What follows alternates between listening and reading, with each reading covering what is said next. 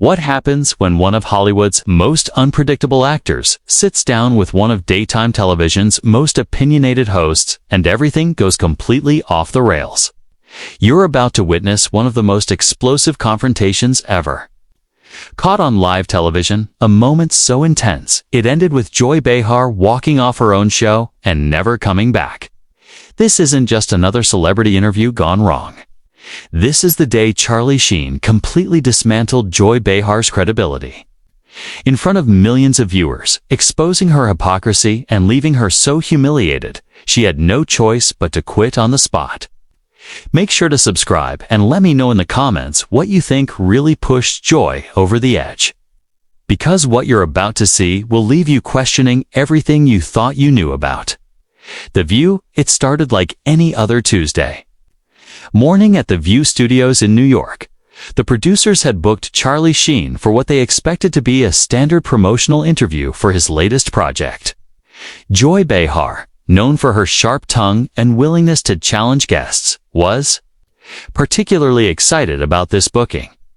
She had been preparing pointed questions about his past controversies, his public statements, and what she saw as his problematic behavior in Hollywood. What the producers didn't anticipate was that Charlie Sheen had done his homework too. He knew exactly who Joy Behar was, her history of controversial statements, and her pattern of grandstanding during interviews. He came prepared for battle, and Joy had no idea what was coming as the cameras rolled and the show went live. Joy began with what seemed like a friendly introduction. "We're here with Charlie Sheen. And Charlie, I have to say, you've certainly had quite the journey in Hollywood. Some might say a rocky one." Charlie smiled that famous grin of his and leaned back in his chair. "Well, Joy, I could say the same about your journey in television. Some might say hypocritical." The other hosts immediately sensed the tension. Whoopi Goldberg shifted uncomfortably in her seat, while Sarah Haynes looked between the two guests with obvious concern, but Joy, true to form, doubled down. Hypocritical. That's interesting coming from someone who's had very public struggles with substance abuse and has made some questionable comments about women over the years. Charlie's expression didn't change, but his voice took on that edge that anyone familiar with his interviews would recognize. "You want to talk about questionable comments about women? Should we discuss your comment about how Republican women are just angry because they can't get dates? Or maybe your statement that conservative women don't think for themselves?" Joy's face began to redden slightly, but she pressed on. "Those were political observations, Charlie. There's a difference between political commentary and personal attacks." "Political commentary," Charlie repeated slowly, as if tasting the words. "Is that what we're calling it now? Because I seem to remember you saying that women who vote Republican are basically voting against their own interests because they're too stupid to know better." Was that political commentary too? The studio audience had gone completely silent. This wasn't the usual back-and-forth banter that The View was known for. This was something else entirely. Joy looked to her co-hosts for support, but found none. Even Whoopi, usually quick to jump into any controversy, seemed to be staying out of this one. "I think you're taking my words out of context," Joy said. But her voice had lost some of its usual confidence. Charlie leaned forward slightly, his eyes never leaving Joy's face. "Out of context? Joy, I watched the entire segment multiple times. You spent 15 minutes explaining why women who don't agree with your politics are essentially brainwashed. But when I make a joke about Hollywood culture, suddenly, I'm the problem." "Your jokes weren't just about Hollywood culture," Joy shot back, her voice rising slightly. "You've made degrading comments about women. You've had public meltdowns. And frankly, your behavior has been erratic at best." "Erratic," Charlie repeated, nodding slowly. "That's rich coming from someone who once screamed at a guest for having different deploying political views and then claimed you were the victim when people called you out for it. Tell me, Joy, when you were having your very public meltdown about the election results, was that erratic behavior or just passionate journalism. The cameras captured every moment of Joy's face as it cycled through emotions: anger, embarrassment, frustration. She was clearly not used to being on the receiving end of this kind of direct confrontation, especially not on her own show. "I've never had a public meltdown," Joy insisted, but her voice was shaking now. Charlie pulled out his phone. And for a moment, Joy looked hopeful that he was going to back down. Instead, he began reading from what was clearly a prepared list. "Oh no. November 15th.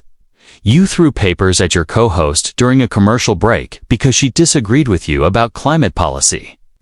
December 3rd. You walked off set during a live show because a guest corrected your facts about healthcare statistics. January 22nd. You interrupted a guest 7 times in under 3 minutes because you didn't like their opinion about foreign policy. Should I continue?" The silence in the studio was deafening. Joy's mouth opened and closed several times, but no words came out. The other hosts looked like they wanted to be anywhere else in the world. Those were just... Joy stammered. "I'm passionate about the issues that matter to Americans." "Passionate," Charlie said, leaning back again. "Is that what we're calling it? 'Cause from where I'm sitting, it looks like you can dish it out, but you can't take it. You've built a career on attacking people, questioning their character, their intelligence, their motives. But the minute someone does the same thing to you, suddenly you're the victim." Joy's face was now noticeably flushed, and her hands were clenched on the desk in front of her. "This is completely inappropriate. This is supposed to be an interview. About your work. Oh, now you want to talk about my work?" Charlie asked, raising an eyebrow. "Because 5 minutes ago, you wanted to talk about my personal life, my struggles, my past mistakes. But when the spotlight turns on you, suddenly, we need to change the subject." The tension in the room was so thick you could cut it with a knife. Joy looked desperately to the producers off camera, but they seemed just as stunned as everyone else.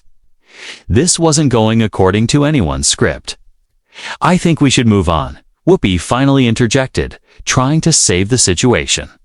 But Charlie wasn't done. "No, I think this is important.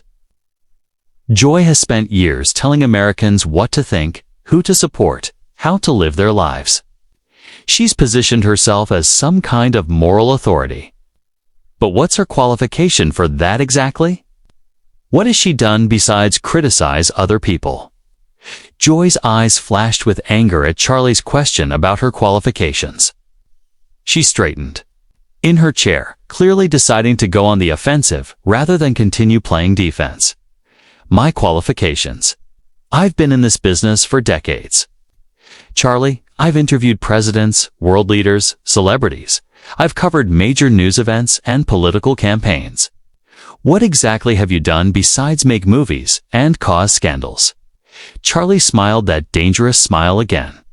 "Well, Joy, I've entertained millions of people, created jobs for thousands, and managed to do it without pretending to be something I'm not. I've never claimed to be a journalist or a political expert. I'm an actor. But you seem to think your opinion carries more weight than actual experts." "I am a journalist," Joy snapped. "I've been doing this longer than you've been making your little sitcoms, journalist." Charlie laughed, and it wasn't a pleasant sound. "Joy, when was the last time you actually reported news? When did you last investigate a story? Check sources, do actual journalism. All you do is sit behind that desk and give your opinions about things you've read in other people's reporting." Joy's voice was rising now, her professional composure completely gone. "I research every topic we discuss on this show. I read extensively. About current events, politics, social issues. Reading Twitter doesn't count as research." "Joy," Charlie said smoothly. "And getting your talking points from partisan websites doesn't make you a journalist. It makes you a commentator at best, a propagandist at worst." The other hosts were clearly uncomfortable. Sarah Haynes was fidgeting with her papers, while Sunny Host looked like she wanted to disappear. Even Whoopi, known for her strong personality, seemed reluctant to jump into this particular fire. "How dare you?" Joy said, her voice shaking with rage. "I have integrity. I tell the truth. I hold people accountable." Integrity. Charlie leaned forward again. Is it integrity when you selectively edit clips to make people look bad? Is it integrity when you refuse to have guests on who might challenge your worldview? Is it integrity when you cut to commercial every time someone makes a point you can't argue against? Joy opened her mouth to respond, but Charlie wasn't finished. You want to talk about holding people accountable? Let's talk about the time you completely misrepresented that story about the Veterans Charity. You had all the facts wrong, but instead of correcting yourself when people pointed it out, you doubled down and attacked anyone who questioned you. Where was your integrity then? That story was complicated, Joy said weakly. There were multiple sources with conflicting information. That's activism disguised as news. Joy was visibly struggling now. Her hands were shaking slightly, and she kept looking off camera, as if hoping someone would rescue her from this situation. "You're twisting everything," she said, but her voice lacked conviction. "You're trying to make me look bad because you can't handle being called out for your own behavior." Charlie sat back in his chair, completely calm. "Joy, I'm not trying to make you look bad. You're doing that all by yourself. I'm just pointing out the hypocrisy. You've spent your career attacking people for things you've done yourself. You criticize actors for being out of touch while you live in a Manhattan penthouse. You lecture Americans about their values while you mock their beliefs. You claim to champion women while you attack any woman who doesn't agree with you politically." The studio was so quiet you could hear the cameras humming. Joy's face had gone from red to pale, and she was gripping the edge of the desk so hard her knuckles were white. "I don't attack women," she said, but her voice was barely above a whisper now. Charlie pulled out his phone again. "Really? Because? I have a compilation here of you calling conservative women names, questioning their intelligence, suggesting they're being controlled by their husbands. You've called successful businesswomen sellouts. You've mocked stay-at-home mothers, and you've dismissed any woman who doesn't share your exact political views as being brainwashed." Joy was shaking her head frantically now. "Those weren't personal attacks.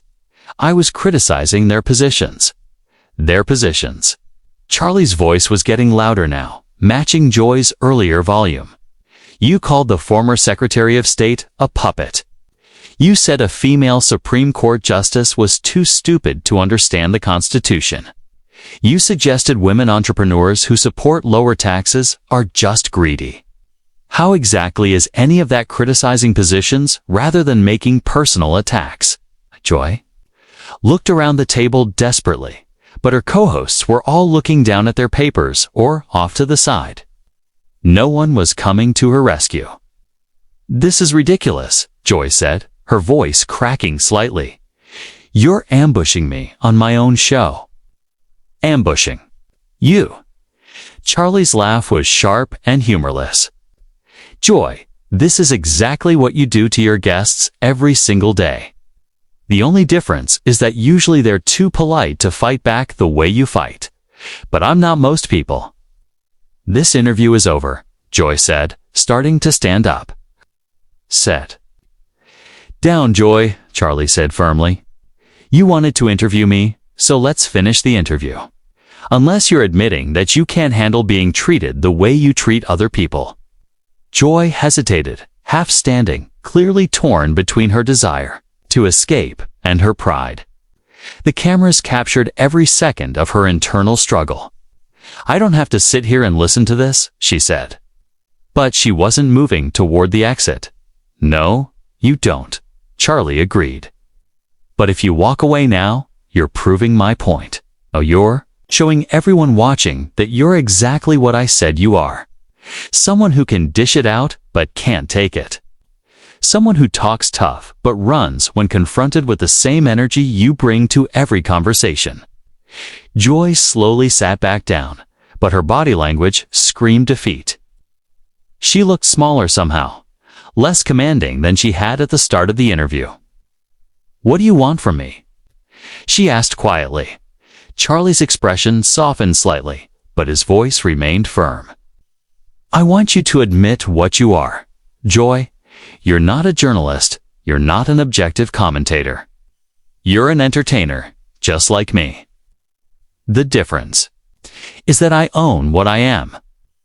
You hide behind claims of integrity and journalistic standards while behaving like a political operative." Joy stared at him for a long moment, her eyes filling with what looked suspiciously like tears. When she finally spoke, her voice was barely audible. "You don't understand," Joy whispered, her voice trembling. "This show, this platform, it's important. We're giving voice to issues that matter." Charlie's expression remained unchanged. "Whose voice?" "Joy. Because it seems like the only voice that matters on this show is yours. When was the last time you had a guest on who genuinely challenged your worldview? And you let them finish their thoughts without interrupting, without cutting them off, without dismissing them?" Joy wiped at her eyes, trying to compose herself. But the damage was already done. The powerful, confident host who had started this interview was gone, replaced by someone who looked lost and vulnerable. "We have diverse viewpoints," she said. "Weakly diverse." Charlie shook his head. "Joy, having people who agree with you 90% of the time instead of 100% isn't diversity. It's an echo chamber, and you've turned yourself into the chief echo." Whoopi finally tried to intervene again. "Maybe we should take a break." "And no," Charlie said firmly, never taking his eyes off Joy. "We're not done here." Joy wanted to psychoanalyze me, to dig into my personal life, to question my character. Fair enough. But now it was her turn. Joy's breathing was becoming more labored, and she kept looking toward the exits. "I can't do this anymore." "Can't do what, Joy?" "Can't have a real conversation. Can't defend your own actions. Can't handle being questioned the way you question everyone else." Charlie's voice wasn't shouting, but it carried the weight of absolute conviction. "This is what you do, Joy. Every single day you sit behind that desk and tear people apart. You question their motives, their intelligence, their right to have opinions different from yours. But the minute someone turns that same energy on you, you fall apart." Joy stood up abruptly, her chair sliding backward with a sharp screech. "I don't have to listen to this. This is my show." "Is it though?" Charlie asked calmly. "Because from where I'm sitting, looks like you're just another employee who's been allowed to think she's more important than she actually is. The show will go on without you. The network will find someone else to fill that chair." "But you," Charlie continued, "you'll just be another former talk show host who couldn't handle the pressure when it was applied to her instead of by her." Joy's face was streaming with tears now, her makeup running, her professional facade completely shattered. "You're a horrible person," she managed to choke out. "Maybe I am," Charlie agreed, "but at least I'm honest about who I am. I don't pretend to be a moral authority while behaving like a bully. I don't claim to care about women while attacking any woman who disagrees with me. I don't lecture people about tolerance while being completely intolerant of different viewpoints." Joy was backing toward the exit now, but Charlie's voice followed her. "You know what the difference between us is, Joy? When I mess up, when I say something stupid or do something wrong, I own it. I don't hide behind claims of being misunderstood or taken out of context. But you've built an entire career on being the victim while victimizing others." "Stop," Joy said, her voice breaking completely. "Just stop." "Why should I stop?" Charlie asked, his voice relentless. You didn't stop when you spent 20 minutes attacking that young conservative commentator last month. You didn't stop when you made that military wife cry during your interview about veterans' benefits. You didn't stop when you deliberately mischaracterized what that small business owner said about healthcare costs. Why should I give you the courtesy you've never given anyone else?